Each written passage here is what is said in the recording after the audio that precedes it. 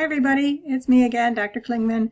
I'm going to talk about the requirements for paper 3 and paper 4, which are basically the same, with paper 3 being a really good first draft, your best effort that you can do on your first draft, and then paper 4 being the final proposal from which you'll prepare the presentation that you're going to give to your colleagues and the College of Nursing faculty.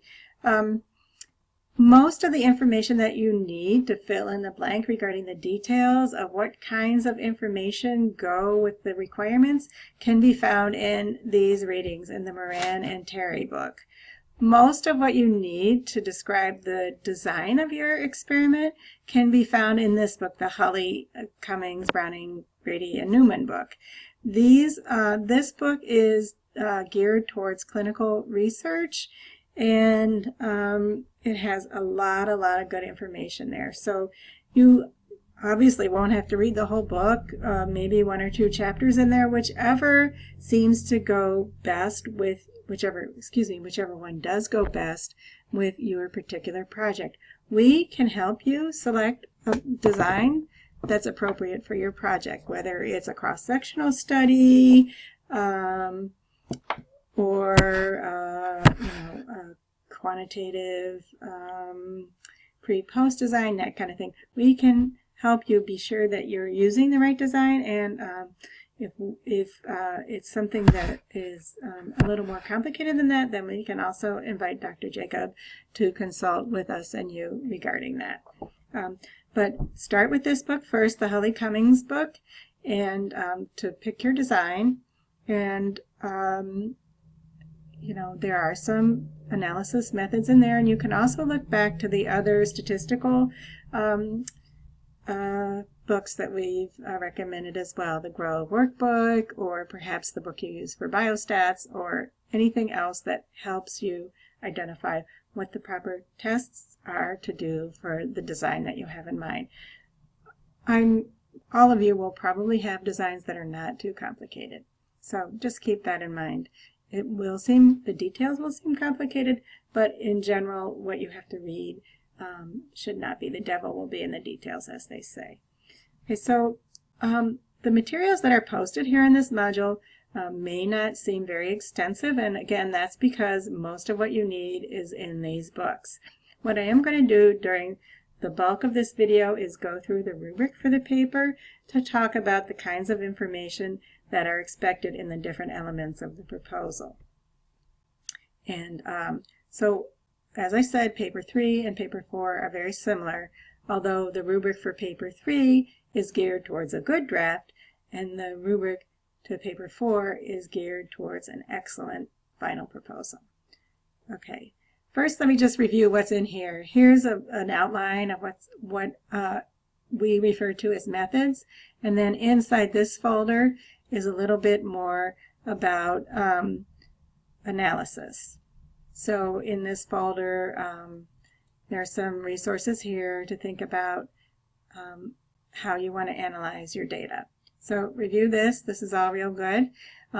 This table on which statistics to use for which test, I believe there's also something in the book that you use for biostat with Dr. Jacob, so if you're more comfortable with that table, by all means use that. And again, in the one textbook, there's really good guidance about which stats to use for which. There's some stuff in here about sample table shells and how to find confidence intervals if, for instance, you're looking for a prevalence or for a prevalence of something. This will make a lot more sense to you once you start thinking in more detail about your project. So I'm just going to pull up the rubrics here. Remember, to get to the rubrics, you go over here to My Grades,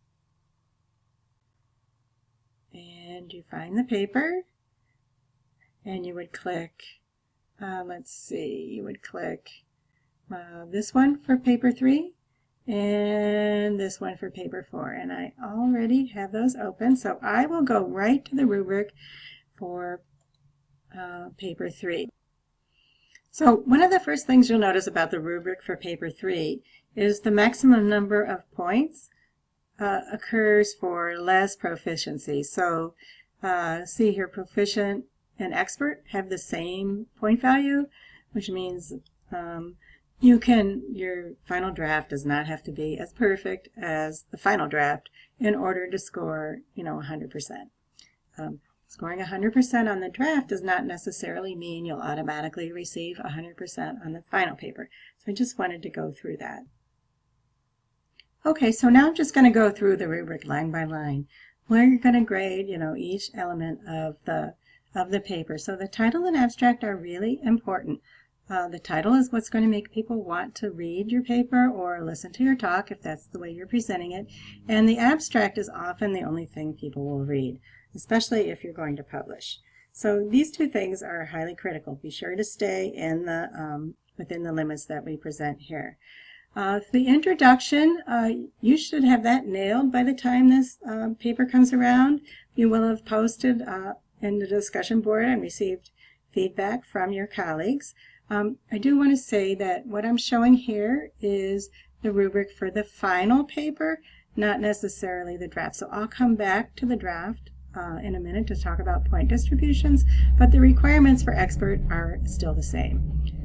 Okay, so background, purpose, problem statement, and clinical question. Those all need to be there and clear and concise in the introductory section. Then you're going to present your review of the literature. Now, that's going to be a concise, smaller version of what you wrote in your literature review paper. You won't go into all the gory details. You will say something like, review of the literature was done using these search terms in these databases. A certain number of articles was retrieved, and so many articles were reviewed. The following themes were identified.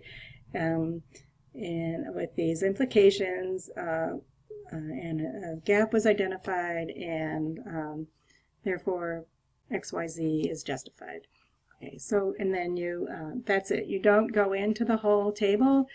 Some people like to reference their own paper. You talk to us if you want to do that.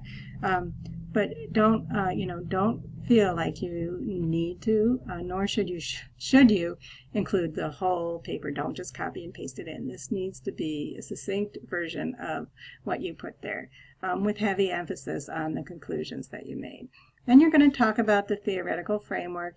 Again, if you're talking about, you want to have a quality improvement that changes providers' behaviors, you might have somebody's theory of change and talk about which elements of that theory, that theoretical framework are addressed in your proposed study.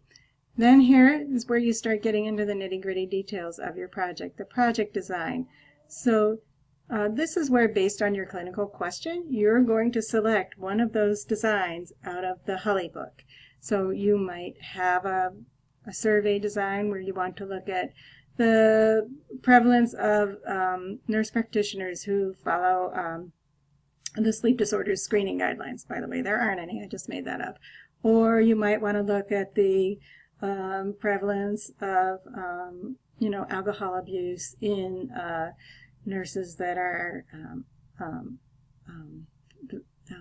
doctorally prepared, or something like that. So that would be a prevalence, and you would find in the Hulley book all the appropriate things that you would need to do, steps you would follow, analyses you would need to do for that. And you would give the study an appropriate, you would identify the type of study that is, whatever, qualitative, quantitative, descriptive, whatever it is.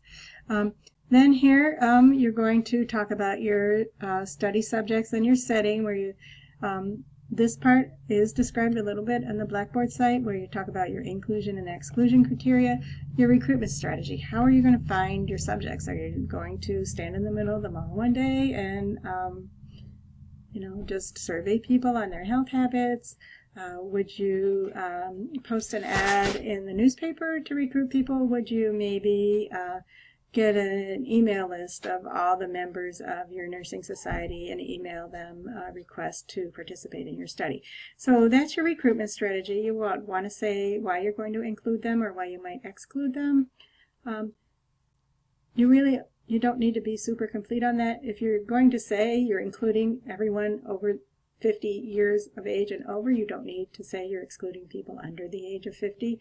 But if you're also going to exclude people who maybe use CPAP when they sleep or something, you need to say that.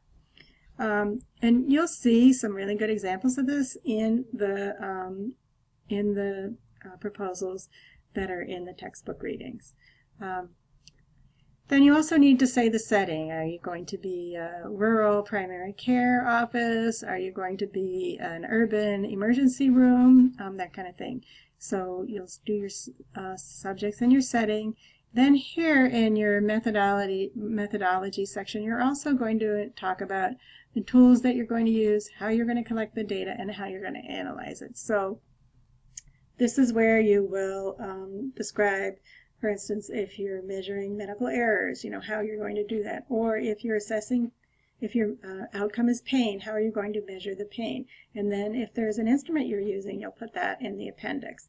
Then you'll talk about I'm calling it the intervention, but it's really the steps that you'll follow, sort of a timeline of your project. I'm going to collect data, you have to write in the third person, data will be collected, then it'll be analyzed, then, recruitment phase 2 will start, that kind of thing. And you may learn some of what you need to put here in your grant writing course, and that's more than okay. As we said early on, we do expect there to be some overlap. Then you'll talk about the significance and implications of your project. So the so what. So once your question is answered, what does it mean and how are you going to use the information to drive your practice in the future? And then, of course, we're going to include writing style and APA formatting. These papers need to be written in scientific language and they need to follow APA format. The APA manual provides a lot of good resources on using scientific language. The examples that you read will also give you a flavor for that. And also the APA manual obviously covers APA formatting, and so does the OWL at Purdue. So that should walk you through the requirements of the paper. Again, for the draft, the rubric is the same. It's just that if you've make it up to proficient for the draft, you will most likely score 100% on your paper. Whereas in the final one, if you're only proficient, you likely will not score 100%. All right? So any questions? Let us know. Thank you.